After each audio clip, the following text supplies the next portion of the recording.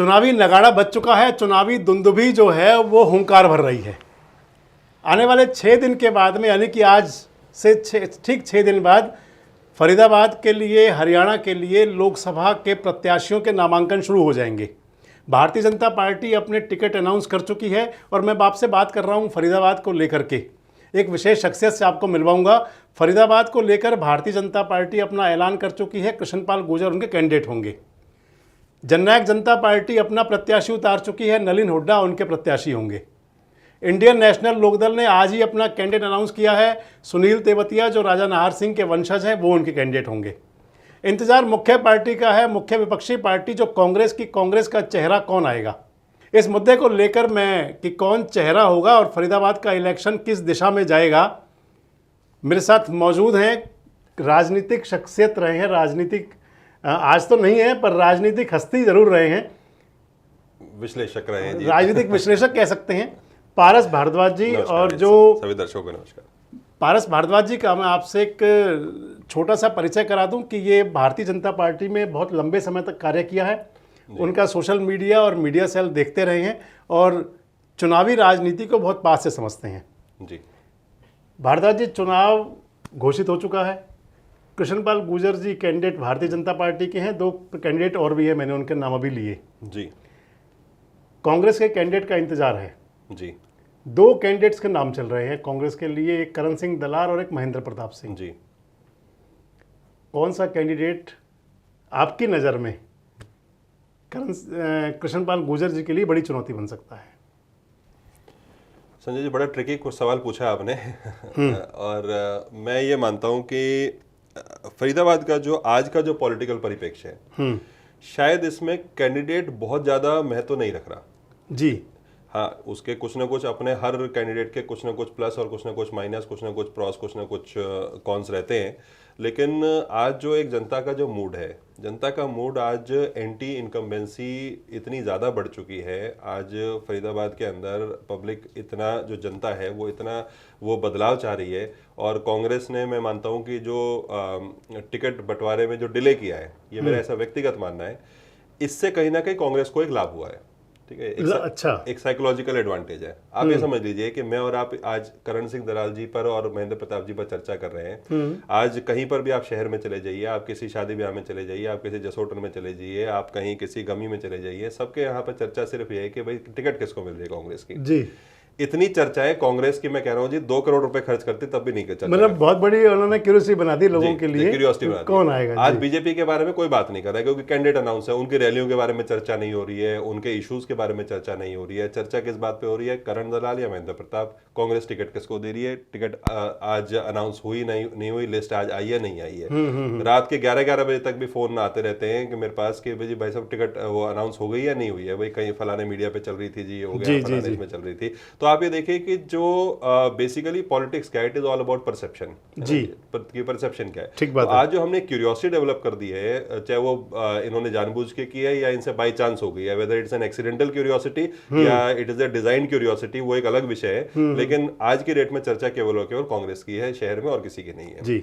फिर जो anti incumbency वाली बात है, तो अब जब चर्चा कांग्रेस की चल रही है, तो जो एंटी इनकम्बेंसी या जो लोग कांग्रेस के विरोध में आज, सॉरी बीजेपी के जो विरोध के जो लोग हैं, तो आज उनको भी एक चर्चा करने का बड़ा अच्छा समाज में जाने का एक जरिया मिल गया है उसमें बात करने के लिए। तो मैं मानता हूं कि कहीं ना कहीं शायद कांग्रेस का अभी तक एक साइकोलॉजिकल एडवांटेज रहा है। अब इससे ज्यादा इनको टिकट डिले नहीं करनी चाहिए, 1 आध दिन के अंदर इनको अनाउंस कर देना चाहिए जी। आपके सवाल पर आ जाता हूं कि भाई इसमें अब कैंडिडेट कौन है। तो जैसे मैंने कहा कि भाई अब दोनों ही कैंडिडेट जो है वो बराबर तुल गए हैं। अब दोनों के अपने अपने प्लस है, अपने अपने माइनस है जी। करण दलाल जी की बात करूं तो बड़े नेता हैं, जाट समाज का रिप्रेजेंटेशन करते हैं, दबंग नेता हैं और अपनी बात को बड़ी बेबाकी से रखते हैं। और पलवल क्षेत्र से मुझे लगता है कि काफी सारे सेंटिमेंट्स जो है उनके खड़े होने से, पलवल क्षेत्र के सेंटिमेंट, पलवल जिले के जो सेंटिमेंट्स हैं वो काफी उनके साथ एक प्लस लेके आएंगे। जैसे कि भाई पलवल क्षेत्र से आज तक कोई एमपी का कैंडिडेट नहीं अभी तक आया जो एमपी बना हो। तो उस समय तो पहले तो एक ही क्षेत्र था पूरा का पूरा, पलवल और फरीदाबाद जिला एक ही जिला था। तो जिले अलग होने के बाद तो कोई आया नहीं है, तो वो एक बहुत बड़ा सेंटिमेंट होगा। फिर कहीं ना कहीं जाट समाज का भी एक सेंटिमेंट जो है वो करण दलाल जी के साथ काफी बड़ा एक सेंटिमेंट जुड़ता है। फिर आप ये समझ लीजिए कि करण दलाल जी का कहीं ना कहीं मैं मानता हूँ कि शायद वो एक जिसको कहते हैं ना कि जैसे हरियाणा में जाट नॉन जाट पॉलिटिक्स चलती है, ऐसे ही कहीं ना कहीं फरीदाबाद के अंदर गुजर और नॉन गुजर चेहरे के ऊपर भी कहीं ना कहीं शायद एक सेंटिमेंट शिफ्टिंग हो सकती है। ये एक मेरा अपना एक निजी मानना है। तो बहुत सारे सेंटिमेंट्स हैं जो उनके फेवर में जाते हैं।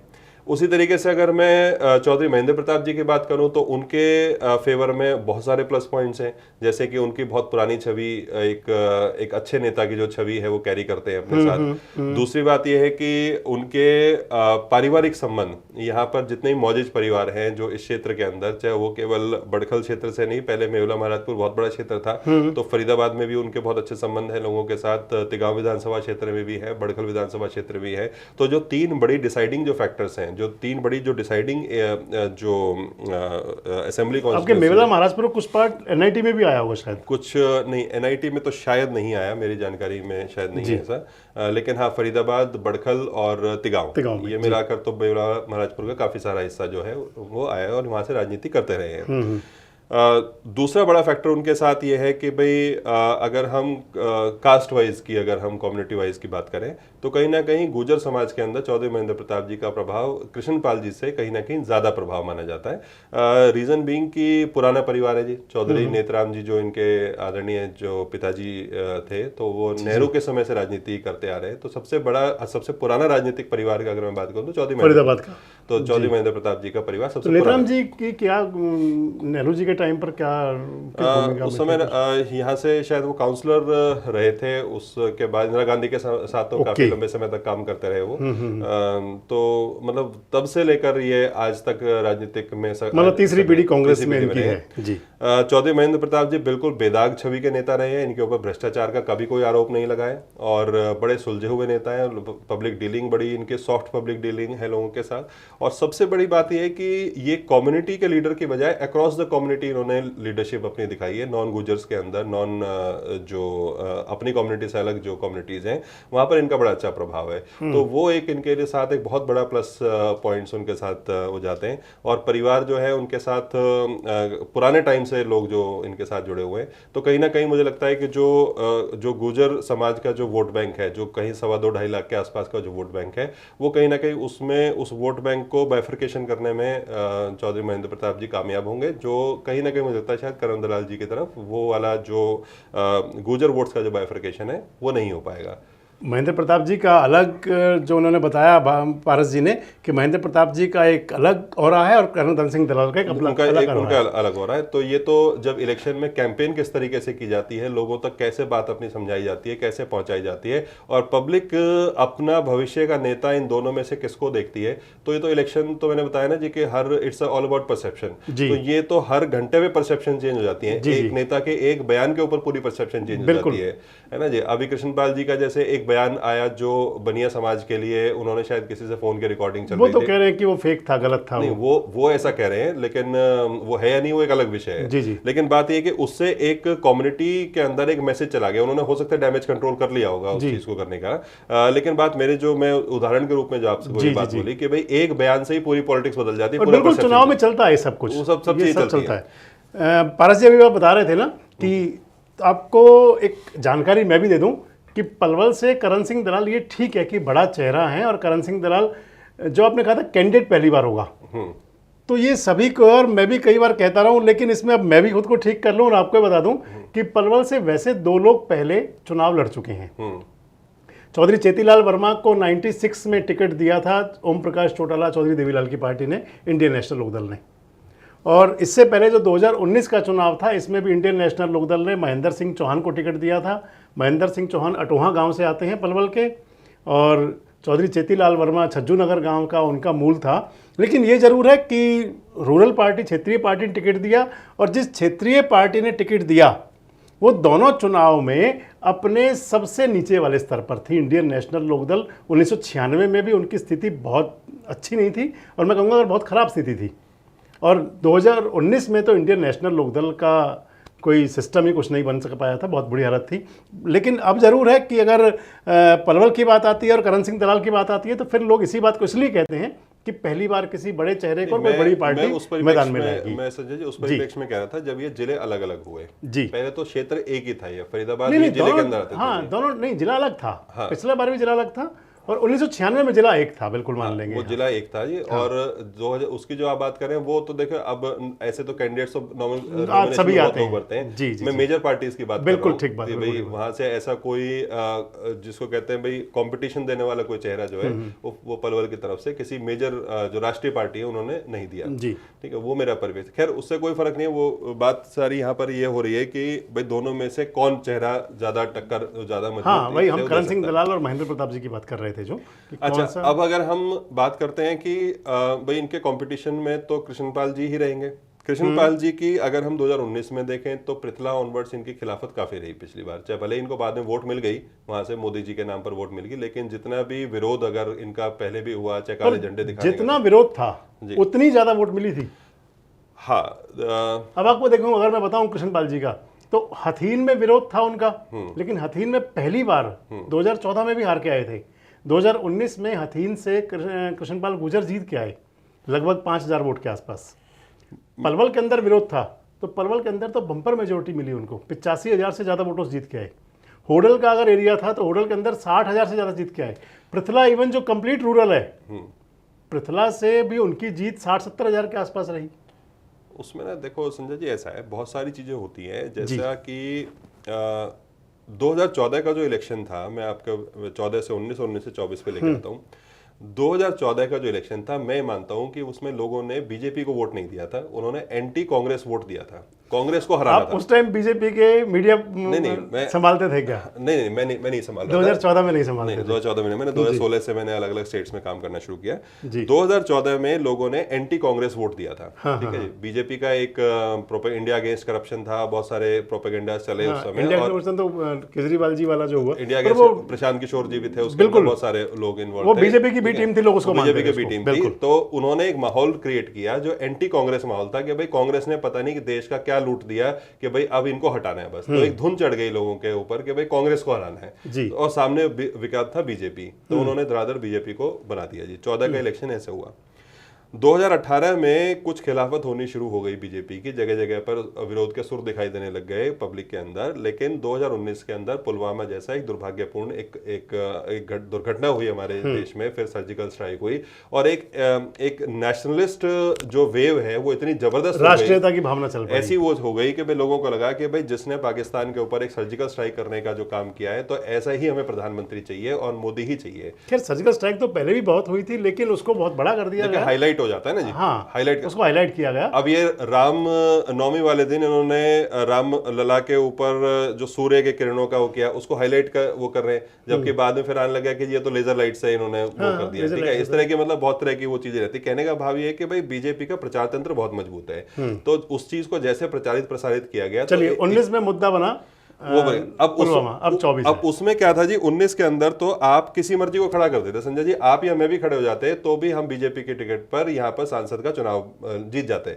उसके अंदर कोई कृष्णपाल गुर्जर जी का या किसी और का बहुत बड़ा योगदान नहीं था। वो लहरी ऐसी चल रही थी, जहां जहां पर मोदी जी का जहां जहां पर भी कैंडिडेट खड़ा हुआ वो वहां पर जीतते चले गए, चाहे विरोध के बावजूद जीतते चले गए। मतलब 14 में आपने कहा कि कांग्रेस कांग्रेस बीजेपी जीती। हाँ जी। और कृष्णपाल गुर्जर एंटी कांग्रेस वेव थी, तो एंटी कांग्रेस वेव मैं वेव की बात कर रहा हूँ। एंटी कांग्रेस 2014 में एंटी कांग्रेस वेव थी, 2019 में राष्ट्रीयता की एक वेव थी, राष्ट्रवाद की एक वेव चली। 2024 में कौन सी वेव है? 2024 में राम मंदिर का लेके आए लोग। राम मंदिर में इन्होंने जानबूझ के उसको 22 जनवरी किया, क्योंकि पहले पुलवामा जो है वो फरवरी के आसपास हुआ था, जिसका कि प्रभाव कहीं ना कहीं इलेक्शंस के ऊपर उसका प्रभाव पड़ा। तो मुझे ऐसा लगता है कि जो मेरी अपनी एक परसेप्शन है, जो मेरा अपना एनालिसिस है कि भाई 22 जनवरी के आसपास की डेट इसलिए रखी कि कहीं ना कहीं वो मार्च अप्रैल में जो इलेक्शंस का जो दौर शुरू होएगा तो वहां पर शायद वो प्रभावित करे। तो राम मंदिर का आज के डेट में वेव नहीं है, लोगों के मन में एक पॉजिटिव है, आस्था की बात है, वो सब ठीक है। लेकिन राजनीति जो है वो आस्था से नहीं चलनी चाहिए। राजनीति जो है वो आस्था का काम नहीं है। राजनीति संविधान के हिसाब से चलनी चाहिए। राजनीति जो है वो आपने जो मैनिफेस्टो में जो चीजें लिख रखी है उसको पूरा करने के हिसाब से चलनी चाहिए। आस्था अपनी जगह है और राजनीति अपनी जगह है। राजनीति देश के डेवलपमेंट के लिए होती है और जो आस्था है वो आध्यात्मिक डेवलपमेंट के लिए होती है, ठीक है। लेकिन क्या है कि चलिए ठीक है, ये हमेशा से एक डिबेटेबल इशू रहा है कि भाई क्या रिलीजन और पॉलिटिक्स को आपस में मिक्स करना चाहिए नहीं करना चाहिए, वो एक अलग विषय है बिल्कुल। लेकिन बात यह कि आज की डेट में जो फरीदाबाद की अगर मैं पर्टिकुलरली बात करूं, क्योंकि हम यहां पर चर्चा कर रहे हैं, तो जो आम जनता है वो अब डेवलपमेंट की बात करने लग गई है, ठीक है। अब वो कह रहे हैं कि जी हमने 2 बार आपको बना दिया, हमने एक बार आपको 4.5 लाख के मार्जिन से जितवा दिया, एक बार हमने आपको 6,44,000 के मार्जिन से जितवा दिया, लेकिन अल्टीमेटली हमें क्या मिला? हमें जो मूलभूत सुविधाएं चाहिए थी वो हमें कहाँ मिली वो मूलभूत सुविधाएं? तो आज कहीं ना कहीं लोग अब सवाल पूछना शुरू कर रहे हैं, और जब सवाल पूछना शुरू कर रहे हैं तो ये क्लूलेस है, इनके पास कोई जवाब नहीं है। अगर आप कृष्ण पाल जी के भाषण को सुन रहे हैं, मैं इनके भाषणों को बड़ा ध्यान से सुनता हूं, सारे भाषणों को, 370 राम मंदिर और 70 सालों में कांग्रेस ने कुछ नहीं किया, इन 3 के अलावा चौथा इनके पास कोई मुद्दा नहीं है बात करने के लिए। तो और ये बार बार क्या कर रहे हैं कि नरेंद्र मोदी जी के मुखौटे के पीछे छुपकर फिर दोबारा से चुनाव लड़ना चाहते हैं, जो कहीं ना कहीं मुझे लगता है कि वो रंग अब जो है वो पब्लिक के ऊपर चढ़ नहीं पा रहा है दोबारा से। फरीदाबाद के क्या मुद्दे रहेंगे भारद्वाज जी इलेक्शन? देखिए, फरीदाबाद के जो मुद्दे हैं, फरीदाबाद के मुद्दे शिक्षा की, जो सरकारी स्कूलों की जो हालत खराब हुई है, जो कॉलोनीज में आप जाकर देखेंगे तो वो मुद्दे रहेंगे। बेसिक इंफ्रास्ट्रक्चर एक मुद्दा रहेगा, जो बेसिक इंफ्रास्ट्रक्चर के अंदर आपकी चाहे वो स्ट्रीट लाइट से लेकर वो गली नाली सड़क सीवर, इन सब का मुद्दा रहेगा। भ्रष्टाचार बहुत बड़ा मुद्दा रहेगा, और जिस तरीके से जो गुंडागर्दी फरीदाबाद शहर के अंदर पिछले 5 सालों में, 6 सालों में, 8 सालों में जो बढ़ी है, वो एक बहुत बड़ा मुद्दा रहेगा। उसके बाद जिस तरह की लूट जो फरीदाबाद में मची हुई है, ना भूतो ना भविष्य थी, उस तरह की जो लूट मची हुई है, चाहे आप ग्रेटर फरीदाबाद के सोसाइटीज के अंदर आप देख लीजिए, आज ग्रेटर फरीदाबाद की सोसाइटीज के अंदर जो एसटीपी का जो नॉर्म था, जो अंदर उनके इंटरनल एसटीपीज बनाने थे और उसके बाद फिर उसको बाहर की सीवर लाइन से कनेक्ट करना था, आज हम उस इशू को भी पूरी तरीके से सॉल्व नहीं कर पाए हैं। कम से कम 50 ऐसी सोसाइटी हैं जो आज मेन सीवर लाइन से कनेक्ट नहीं हुई है, ठीक है। उससे हुआ क्या कि जो टैंकर माफिया है वो हर महीने की 6 से 7 लाख रुपए महीने की एक सोसाइटी से उगाही करते हैं। सिक्योरिटी एजेंसी जो हैं उनकी जो गुंडागर्दी है वो एक बहुत बड़ा इशू है ग्रेटर फरीदाबाद के अंदर। तो इस तरह के जो लोकल इश्यूज हैं, जो लोकल लोगों को जो लोगों को रोजमर्रा के उसमें प्रभावित कर रहे हैं, वो इश्यूज हैं। बेरोजगारी जो है वो फरीदाबाद में चरम सीमा पर है। औद्योगिक नगर होने के बावजूद आज जो हम बार बार सवाल करते हैं कि भाई हमें एक केंद्रीय मंत्री होने का, क्योंकि इससे पहले फरीदाबाद के अंदर इतनी ताकत कभी नहीं आई। कभी हमारे पास ऐसा नहीं हुआ कि हरियाणा स्टेट का भी कैबिनेट मंत्री हमारे यहाँ बैठा हुआ है, केंद्र का भी एक मंत्री हमारे पास बैठा हुआ है, मुख्यमंत्री का जो सलाहकार है, जो राजनीतिक सलाहकार है, वो भी हमारे यहाँ बैठे हुए हैं।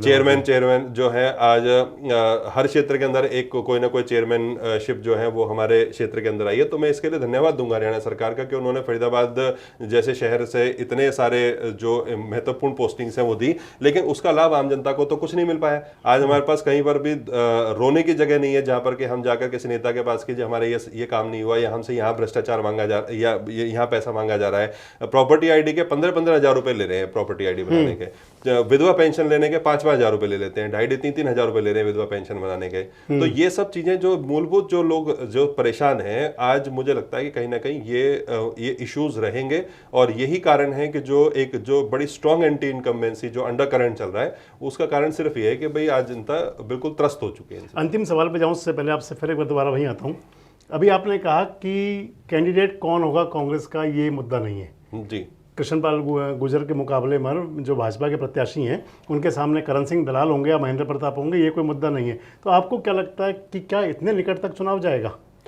नंबर 1, जिसमें प्रत्याशी मायने नहीं रख रहा जी, और दूसरा ये कि चुनाव के अंदर रिलीजन और कास्ट बहुत फैक्टर करते हैं जी। तो क्या फरीदाबाद के चुनाव के अंदर रिलीजन और कास्ट का कितना बड़ा फैक्टर रह सकता है? देखिए, कास्ट का फैक्टर हरियाणा में बिल्कुल लास्ट में इलेक्शन 10 दिन पहले, वोटिंग से 10 दिन पहले इलेक्शन बिल्कुल ही कास्ट के ऊपर आके तुल जाता है जी, ठीक है। और फरीदाबाद भी उससे कोई लोकसभा चुनाव में ऐसा कम होता है बहुत। लोकसभा देखो पिछले चुनाव में ये वाला सीन नहीं रहा कास्ट वाला। मैंने बताया ना, देखिए हर इलेक्शन अलग होता है जी, उसको अलग। तो इस चुनाव में आप मान रहे हैं कि ये तुलेगा कास्ट पर आकर के और रिलीजन पे आकर? हाँ, देखिए अल्टीमेटली संजय जी, इलेक्शन या वोटिंग जो है वो तो मैथमेटिक्स है, ठीक है जी। Mathematics which is governed by the sentiments ji, ठीक है। वो मैथमेटिक्स जो सेंटिमेंट से गवर्न है, मतलब यहाँ पर जरूरी नहीं है कि 2+2 4 ही होगा, लेकिन हाँ 4 का नियर अबाउट होगा। अब वो सेंटिमेंट किस तरीके का चल रहा है, वो 5 भी हो सकता है, वो 3 भी हो सकता है, ठीक है, और एग्जैक्ट आएगा तो 4 भी आएगा। तो अब सेंटीमेंट जो है, मैंने बताया कि एंटी इनकम्बेंसी सेंटीमेंट जबरदस्त है। लास्ट में अगर हम उसके अंदर एक कास्टिज्म वाला भी एक उसके अंदर हम तड़का लगा देते हैं कास्टिज्म वाला भी, तो कहीं ना कहीं मुझे लगता है कि शायद वो चीज़, जैसे हमने करणदीप सिंह दलाल जी के बारे में भी बात की, महेंद्र प्रताप जी के बारे में बात की, तो दोनों ही इक्वेशंस जो हैं मुझे लगता है वो कांग्रेस को फेवर कर रही हैं। एंटी इनकम्बेंसी भी कांग्रेस को फेवर कर रही है, जो बीजेपी के खिलाफ एंटी इनकम्बेंसी है, और प्लस जो कास्ट डायनेमिक, दोनों के कास्ट का अगर मैं फैक्टर्स देखता हूं तो दोनों ही कहीं ना कहीं अपने अपने हिसाब से मजबूत हैं और कृष्णपाल जी को बड़ी मजबूत टक्कर वो दे सकते हैं। और having said all this things, उसके बाद भी कांग्रेस किस तरीके से इस एंटी इनकम्बेंसी जो फैली पड़ी है उसको कैसे बटोरती है, वो बड़ा महत्वपूर्ण है। ठीक है जी, भाई आपको ठीक है भाई, गाय तो दिख रही है लेकिन ग्वाला भी तो चाहिए उनको हाँकने के लिए। अभी इनका मजबूत ग्वाला कोई है नहीं, है ना। और वहीं पर अगर हम बात करें तो भारतीय जनता पार्टी संगठन के रूप में कांग्रेस से कहीं ज्यादा मजबूत है, कांग्रेस के पास तो संगठन भी नहीं है। बिल्कुल बिल्कुल। अनुशासन में भारतीय जनता पार्टी कांग्रेस से कहीं ज्यादा आगे है। बिल्कुल ठीक है जी। और जहां मैं बोलूं कि भाई एक सदी हुई जो पॉलिटिकल एक अप्रोच है, जो सेंट्रलाइज पॉलिटिकल अप्रोच है, चाहे वो इनके मुख्यमंत्री कार्यालय से चल रही हो, चाहे वो सेंट्रल की टीम उसको चला रही हो, जो भी इनके पास गाइडलाइंस आती हैं उसको बिल्कुल एज इट इज आंख बंद करके जो फॉलो करने का जो काम है वो भारतीय जनता पार्टी करती है। भारतीय जनता पार्टी के अंदर एक बड़ी प्रचलित कहावत है इंटरनेट सर्कल्स में कि भाई सूचना मिली तो सोचना बंद। ठीक है, तो अगर ऊपर से सूचना आ गई कि ये काम है तो फिर आप अपना दिमाग नहीं चलाएंगे, जैसा भी आ गया, जो लिखित में आ गया आपको वही पालन करना है। लेकिन इस तरह का अनुशासन हमें कहीं ना कहीं कांग्रेस में देखने को नहीं मिलता। वहां अपनी अपनी डफली, अपना अपना राग चल रहा है। नेता आधारित पार्टी है दोनों। मैं कांग्रेस को गलत नहीं बता रहा हूं कि कांग्रेस वहां पर गलत है, लेकिन आज जिस तरह का राजनीति चल रही है, संगठन आधारित राजनीति चल रही है, वो कहीं ना कहीं कांग्रेस उसके अंदर लैगिंग है। अच्छा, एक चीज और कि इस टाइम दोनों जो कैंडिडेट्स हैं कांग्रेस के, महेंद्र प्रताप जी भी और करण सिंह दलाल भी, दोनों के समर्थक पूरी तरह से जोश में हैं जी। एक को टिकट मिलेगा, एक का कटेगा जी। क्या दूसरा आदमी जिसको टिकट मिलेगा उसका विरोध करेगा या बात बन जाएगी दोनों? मैंने वही बोला ना, जो अनुशासन की बात थी, मेरा इशारा कहीं ना कहीं वहीं पर था कि भाई अनुशासन में कांग्रेस शायद भारतीय जनता पार्टी से पिछड़ रही है। तो ये तो उनके जो शीर्ष नेतृत्व है उनको देखना होगा। भाई जो चीज मैं और आप चिंतन कर रहे हैं, तो जो पॉलिटिकल लोग इतने सालों से राजनीति कर रहे हैं उनको भी तो दिखाई देगा कि भाई जिसकी भी टिकट कटेगी उसके जो कार्यकर्ता हैं वो कितने सक्रियता से काम करेंगे, क्योंकि आज कांग्रेस के लिए एक एक कार्यकर्ता महत्वपूर्ण है। ठीक है जी। तो आज कार्यकर्ताओं को भी ये सोचना चाहिए कि भाई पार्टी फर्स्ट जब तक रख के नहीं चलेंगे, अगर वो अपने नेता को ही रख के चलेंगे और पार्टी हार जाएगी तो फिर उस नेता के साथ भी क्या करेंगे वो। अगर पार्टी जीत जाती है तो कहीं ना कहीं उन नेताओं की एडजस्टमेंट भी हो जाएगी, उन कार्यकर्ताओं की भी कहीं ना कहीं एडजस्टमेंट हो जाएगी, उनके भी काम होने शुरू हो जाएंगे। ठीक है जी। तो लेकिन ये चिंतन करने के लिए तो इनके शीर्ष नेतृत्व को इस बात का चिंतन करना पड़ेगा। तो ये सब चीजें हैं। तो अनुशासन तो ये पार्टी को मेंटेन अपने लेवल पर करना पड़ेगा। यही बात अगर भारतीय जनता पार्टी में होती तो बड़ा आश्वस्त होकर वो कहते हैं कि नहीं जी हमारा तो कोई आदमी खिलाफ। तो आपने कह दिया कि आपने तो काम किया, भाजपा में सोचना आता ही सोचना बंद हो जाता है। हाँ जी। सोचना जनता के लिए है। हाँ जी। अंतिम सवाल पे आपके साथ आता हूं, कौन से मुद्दे राष्ट्रीय मुद्दों पर चुनाव होगा या फरीदाबाद के लिए क्षेत्रीय जो लोकल मुद्दे हैं वो भी मायने रखेंगे? नंबर 1 जी। और नंबर 2, क्या लोगों को केवल राष्ट्रीय मुद्दों पर ही बात सोच करके वोट करना चाहिए और या फिर उनको क्षेत्रीय मुद्दों पर देखने चाहिए? किस बात पर लोगों को वोट करना चाहिए? देखिए, मुद्दे तो अगर राष्ट्रीय उसकी बात करें तो संजय जी, राष्ट्र बनता कहाँ से है जी? मोहल्ले से शहर बनता है, शहर से प्रदेश बनता है, प्रदेश से राष्ट्र बनता है जी। तो हम कभी भी ऐसा नहीं कह सकते। हाँ, ये तो सीढ़ी है जी। तो मैं ये नहीं कह सकता हूँ कि जी मैं अपने तो क्षेत्र के बारे में चिंतन नहीं करूंगा और मैं राष्ट्र का चिंतन करूंगा, ये तो संभव है नहीं। भाई हम भी तो इसी राष्ट्र का हिस्सा है, तो जो मेरी तकलीफ है वो राष्ट्र की भी तो तकलीफ है। बड़ी गूढ़ बात कह दी कि अपने मोहल्ले की चिंता पहले करो, राष्ट्र की चिंता मैं खुद हो जाएगी। वो खुद भाई मैं अपने घर को साफ रखूंगा तो मेरा शहर भी तो साफ, उसका हिस्सा ही तो हूं मैं भी। अब मैं बात करूं जैसे भाई अब जैसे होता है ना कि भाई एक कहावत कही जाती है कि भाई थिंक ग्लोबली एक्ट लोकली। ठीक है जी, ये इकोनॉमिक्स की एक बड़ी कहावत है कि भाई थिंक ग्लोबली एक्ट लोकली। तो अगर मैं राष्ट्रीय चिंतन करूं और उसको अपने शहर के ऊपर इंप्लीमेंट करूं उस चीजों के ऊपर, फॉर एग्जांपल अब राष्ट्र के मुद्दों में क्या चल रहा है? इलेक्टोरल बॉन्ड एक बड़ा मुद्दा चल रहा है राष्ट्र का। अब मैं बात करूं कि भाई इलेक्टोरल बॉन्ड का एक स्कैम हुआ जिसको जो भारतीय जनता पार्टी के जो विपक्ष है वो ये कह रहा है जी इससे बड़ा स्कैम आज तक कभी हिस्ट्री में नहीं हुआ, it is the mother of all scams. तो अगर मैं उसका प्रभाव देखूं तो आप ये देखिए कि जैसे बोले जी वैक्सीन्स है, वैक्सीन्स के अंदर इन्होंने स्कैम किया। जैसे मैं उनकी मीडिया की बात कर रहा हूं तो उससे तो प्रभावित मैं भी हुआ हूं। वैक्सीन तो हो सकता है कहीं ना कहीं मेरे रिश्तेदारों, मेरे जानकारों ने लगाई। अब जो मेरे जानकारी में या मेरे जो संबंधियों में या जो मेरे फ्रेंड सर्कल में जो लोग हार्ट अटैक से मरे, अब ये चर्चा चल रही है कि भाई कहीं ना कहीं वो वैक्सीन का कारण भी एक हो सकता है। बाबा रामदेव जी की स्टेटमेंट भी आ गई। तो मतलब देखिए, कोई भी राष्ट्रीय मुद्दा ऐसा नहीं, राष्ट्र का मतलब सिर्फ पाकिस्तान से लड़ाई करना नहीं है, ठीक है। आज आप फॉरेन करेंसी कितनी, फॉरेन रिजर्व कितना हो पा रहा है, आज क्या फरीदाबाद का बच्चा बाहर पढ़ने नहीं जा रहा? तो क्या जो डॉलर की जो आज पिट रहा है जो डॉलर, तो क्या उसके रुपया पिट रहा है जो डॉलर के मुकाबले में जो रुपया पिट रहा है, तो क्या उसका प्रभाव फरीदाबाद के बच्चे के ऊपर नहीं पड़ता? ठीक है। तो ये तो सारे मुद्दे जो है राष्ट्रीय मुद्दे हो चाहे वो लोकल मुद्दे हो, वो कहीं ना कहीं उसका एक बंच होता है जिसके ऊपर इलेक्शन लड़ा जाता है। तो जरूरी नहीं है कि जो मुद्दा मुझे प्रभावित कर रहा है वो आपको प्रभावित कर रहा है। आप किसी पॉश सेक्टर में रह रहे हैं तो हो सकता है आपको गली नाली सड़क सीवर इतना प्रभावित नहीं कर रहा हो, लेकिन आप जहां डॉलर की बात करेंगे, जहां आप फॉरेन रिजर्व्स की बात करेंगे, जहां आप इकोनॉमी के अंदर आप बात करेंगे, ठीक है, तो वो आपके लिए वो मुद्दे हो सकते हैं। इंफ्रास्ट्रक्चर, नो डाउट मुझे लगता है कि शायद इंफ्रास्ट्रक्चर में भारतीय जनता पार्टी के कार्यकाल में अच्छी इंप्रूवमेंट्स हुई है। जो बड़े इंफ्रास्ट्रक्चर हैं, जब वो नेशनल हाईवेज की बात कर लें या कुछ और एयरपोर्ट्स की बात कर लें, रेलवे स्टेशन की बात कर लें, उनकी बात कर लें, तो वो एक प्लस पॉइंट्स हैं डेफिनेटली। अगर वो भी नहीं होते तो फिर पार्टी सत्ता में आने की बात कैसे करती है? आज कैसे नारा लगाते 400 पार का, है ना? तो हर पार्टी कुछ ना कुछ देश के लिए अच्छा ही करती है, वो प्लानिंग के हिसाब से ही करती है।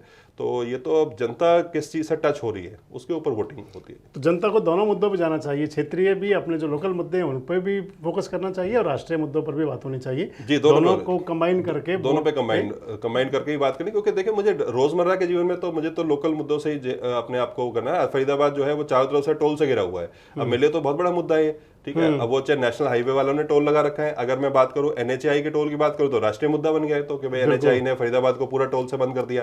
इधर से ले जाए बदरपुर बॉर्डर है, उधर आप जाना चाहें, अगर बांके बिहारी जी के दर्शन करने जाना चाहे तो वहां पर आपने गढ़पुरी पे टोल लगा दिया। गुड़गांव से बाहर निकलना चाहेंगे तो वहां पे टोल लगा दिया। अगर आप बल्लभगढ़ की तरफ से निकलना चाहेंगे, सोना रोड की तरफ से निकलना चाहेंगे तो वहां से टोल लगा दिया। तो आपने तो कहीं से कुछ छोड़ा ही नहीं। फरीदाबाद का आदमी बाहर कहां से निकले इस शहर से बिना पैसे दिए? ये तो वो वाली बात है, कृष्णपाल जी जजिया कर बोलते थे इसको, तो ये तो जजिया कर क्या, ये तो वो वाली बात हो गई भाई, जहां से निकलोगे 4 जूते खा के जाओगे।